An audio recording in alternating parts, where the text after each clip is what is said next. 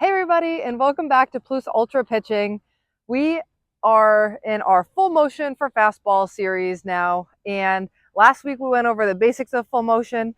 Today we are going to review the mechanics of a full motion fastball pitch, and then we're going to go over a couple common mistakes that I see happen with fastballs, and then a drill to help correct them. One thing to note is if you're just joining us, welcome. Please go back to our wrist snap and power K series before you do try doing full motion fastballs. But feel free to finish watching this video so that way you can learn the mechanics as you go along. So let's get into our full motion fastball review. So as a reminder, when we set up, right, pretend that I'm pitching to you right now. You are my catcher.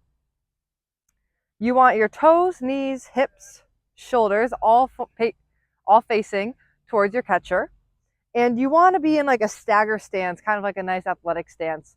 If you are a righty like me, your right foot is going to be slightly ahead of your left foot. If you are a lefty, your left foot will be slightly ahead of your right foot.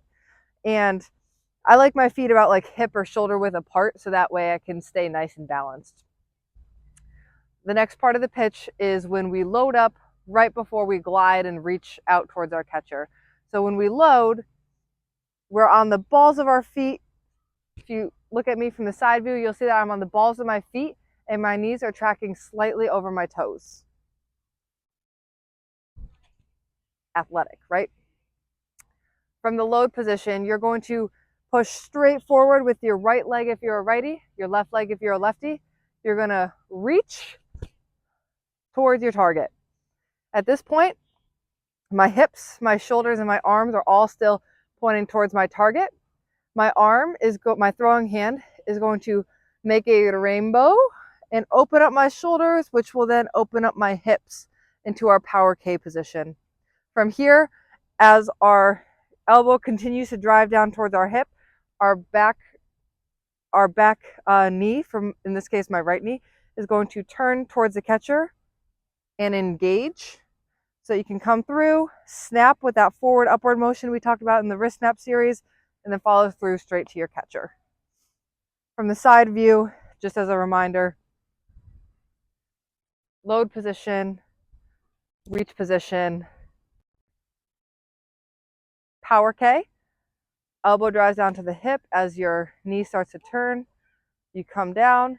Make sure as you come down to snap it, all 4 fingers are behind the ball. Snap it, follow through to your catcher. Now, a common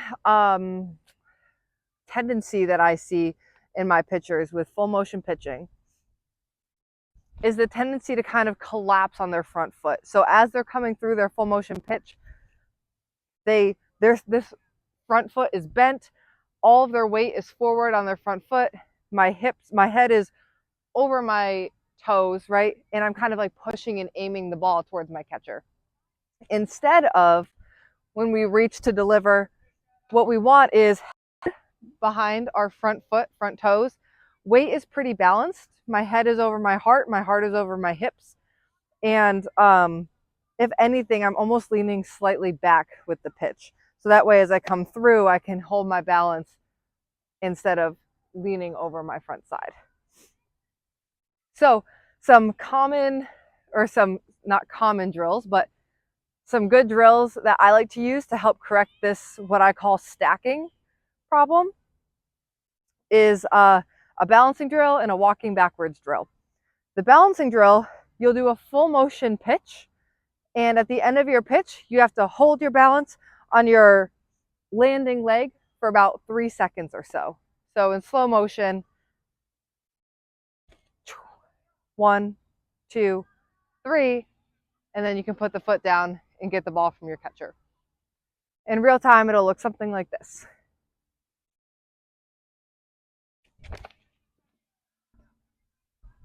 And notice how I kind of fell forward? That's because my weight was going forward.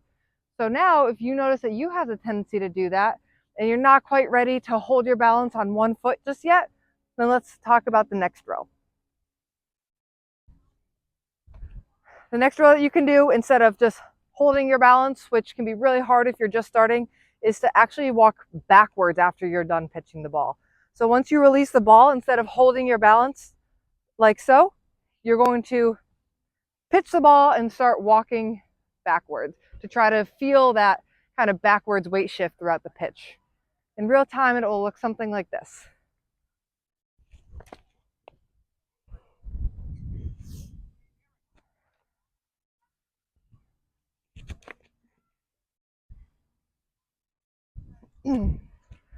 So that drill is an excellent way to start feeling that backwards weight shift. And then once you feel confident with that, you can move on to the 3-second balancing drill. And hopefully that'll help keep your head stacked over your body throughout the pitch. All right, well, leave any questions in the comment section below. Please subscribe to my channel if you haven't already. I put out new videos every week. And as always, Plus Ultra!